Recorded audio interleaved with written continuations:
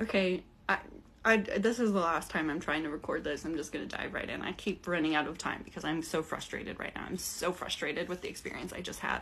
But basically, I just called the 24/7 nurse helpline of my health insurance, which is Anthem Blue Cross Blue Shield. I called them because I have an injury right now that seems like it's getting infected, and a wound that seems like it's getting infected, and I was trying to find out, like, is this a thing? Should I go to urgent care or not? And so I called. And the woman who picked up the phone, the nurse I talked to, she was immediately giving me a problem about my name. And I didn't tell her the name Silas because that's not my legal name. I gave her my legal name.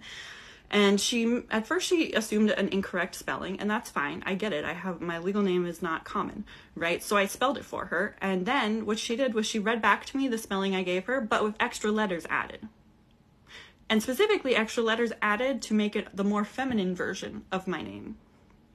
So I corrected her, I gave her the spelling, and then we literally did that back and forth two more times before she accepted the correct spelling of my name.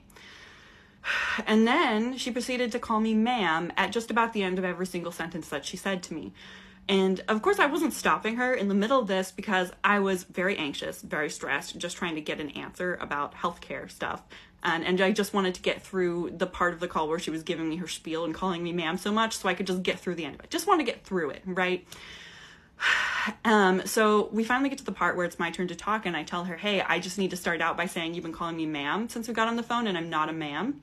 And you've been misgendering me this whole time. That's making this much more stressful. Please stop calling me ma'am. So then I tell her it's wrong. She gives me her advice, yada, yada. And then she ends with, like, do you have any other questions for me, ma'am? And they say, I don't have any other questions for you, but I would like to give you some feedback. And the feedback is that if you would like to provide trans-inclusive and trans-affirming healthcare, I would recommend that you do not immediately call people ma'am right out of the gate, and maybe just double check with somebody what they would like to be called when they call in. Because I'm not a man, I'm not a ma'am, and I've told you I'm not a ma'am, and you've kept calling me that. And that has made this about 1,000 times more stressful of a call for me to have make. And she tries to argue, and she says, well, I called you ma'am because it says female in the system. And I said, I know it says female.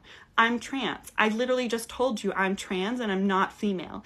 And I'm just suggesting that maybe you just, like, ask people, because you know how trans stuff goes. It's not like I can just log into the system and update it to say M instead. Like, it's not that simple. So maybe just ask first, or at the very least, when somebody tells you that that's not correct and to please stop calling them that, stop calling them that.